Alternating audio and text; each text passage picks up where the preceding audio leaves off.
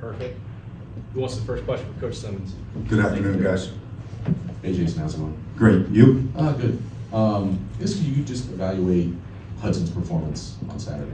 Yeah, I think there were instances on Saturday where his timing was right, his feet were right, he was able to get the ball out on time, and there were other instances on Saturday where you look at it and he would be the first to tell you we probably could have done some things better, for sure. And so I think it was a little bit up and down, and a lot of that had to do with a lot of different variables. Whether it was protection, whether it was time, whether it was route depth. There were instances where he was ready to throw the football and we were off on the outside. So, I think when you look at it, it's easy to say, he didn't complete. At one point he was less than 50%. Wasn't as accurate as he has been, but there's a lot of variables that go into that, and some of them are unseen to the naked eye, and so, it certainly wasn't his best day of the year by far, but he would be the first to tell you that. Where are things right now as far as deciding how much Ryan Brown can or should play? You guys haven't really worked him in earlier in games since Hudson came back, except for the first week. Yeah. Right, and so that's a conversation that we're continuing to have in our offensive staff room right now. And where does he fit in the game plan? Where do we see him fitting in the flow of the game? Those are all things that we're trying to get a handle on early in the week this week, so we can prepare ourselves, for Saturday going into it. Yeah, just Jason. Still some issues with getting off to good starts in the first quarter. I'm sure you've exhausted or continue to rack your brains trying to figure out how to get off to a better start. I guess just kind of comment on that and on the slow starts. So much of it is like one little play. If you go all the way back to, we were up in Madison, we had a holding call on the first drive. We were getting ready to be first and 10, just shy of midfield, and had a holding call set us behind the chains. And we can go through the same thing in Illinois. We were rolling in Illinois. Reggie rips a run down inside the 15, comes back on a holding call. So, so much of it are just, the devil in that answer is in the details, really. We on Saturday, we felt like we had a good opening plan in mind. We were able to rip a couple of runs, and then we just stalled out. So, we got to continue to dig on that. We've scripted the first 6 calls of a game. We've gone into it saying, hey, here's how we're going to get started with the first 2 calls. And so we've tried a little bit of everything. We just got to continue to stay in a rhythm. And really, we got to establish a rhythm and then just stay with it on that opening drive and working the knowns, just to where our kids have confidence and we can continue to try and grind first downs out. And just, every time you look up, here comes Ohio State, here comes Penn State, there was Notre Dame, there was Oregon. It's got to be exhausting to see this litany of, I guess, heavyweights staring in the face every Saturday. Well, when you look up and you essentially have 11 Power 4 games, there aren't very many teams in the country playing the schedule that we're playing. But at the same time, we tell our players all the time, hey, you can't make excuses. And so if we're not going to let them do it, we can't do it ourselves. And it's certainly not for the faint of heart. Coaching and playing in the Big Ten, and you got to know what you're getting into when you do it.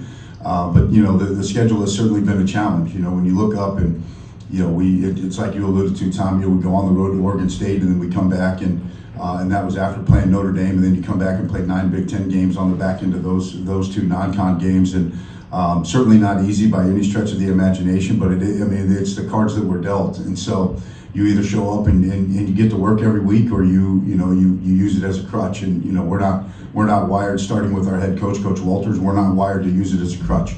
And so, we're showing up and we're getting to work. Our players are doing the same. We're blessed to have guys that are showing up and competing every day in practice. Our guys showed up and played hard on Saturday, and we just got to continue to work to get better. You got another elite defense in State College. Just what have you seen from them on tape? Well, we've seen a lot. When you look up and they're going to show a lot of different fronts. They're going to show a lot of different blitzes. They're going to show a lot of different coverage looks. They do a really good job mixing coverage. You look at their defensive line; it's certainly one of the best defensive lines in the country. You look at their back end, and their 2 safeties kind of get their back end rolling and started.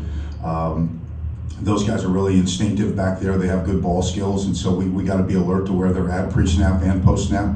But they have an aggressive mindset for sure. They're going to continue to bring pressure. We're going to continue to see pressure in man coverage week in and week out until we beat it, to be honest. And so we know that it's part of what they do week in and week out. So it's not going to be anything new to us this week.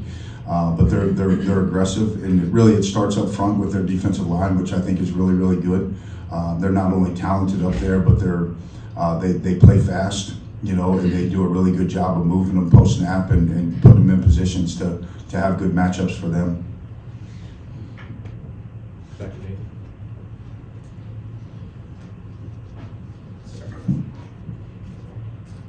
You and Tom Allen were on staff together earlier in your life together, and I don't know if this was something that you guys talked about back then as like a potentially meeting in an avenue like this, but just what is it? What do you remember about that time? What do you remember about him as a coach and just getting to this point together? I was blessed to get hired by Coach Allen in 2006 at Penn Davis High School, and we spent 1 year together then in 2006, and he's a high energy. He's exactly what you see on TV. He's not putting on he's not putting on an act for TV. He's a high energy guy that loves his players. Highly competitive. He's got a high football IQ. He grew up around the game and in the game, and that shows. And we've stayed in touch throughout. His coaching journey, which took him on a lot of different stops when he left Ben Davis, and obviously when he was the head coach down south. I was able to spend quite a bit of time with him. Throughout the year at different parts of the year, just because it's all because of proximity. And so, I owe a lot to him. One, he gave me an opportunity to coach at Ben Davis High School, which, has been a very beneficial place for me in my career. But, just as a friend and a mentor, he's meant a lot. And so to have the opportunity to match wits with him on Saturday is going to be a lot of fun personally. But, when from 3:30 on, it's, I know how he's wired. I know how I'm wired. It's going to be business. I'll get a chance to see him before the game, hopefully on the field, and I'll get a chance to see him right after the game. But in that 3+ hour chunk of time in the middle of the day, like, we're going to do everything we can to go get a win, and they're going to do everything they can to stay in the playoff race. Any other question for Coach Simmons? All right. Thank you, Coach. Appreciate you guys.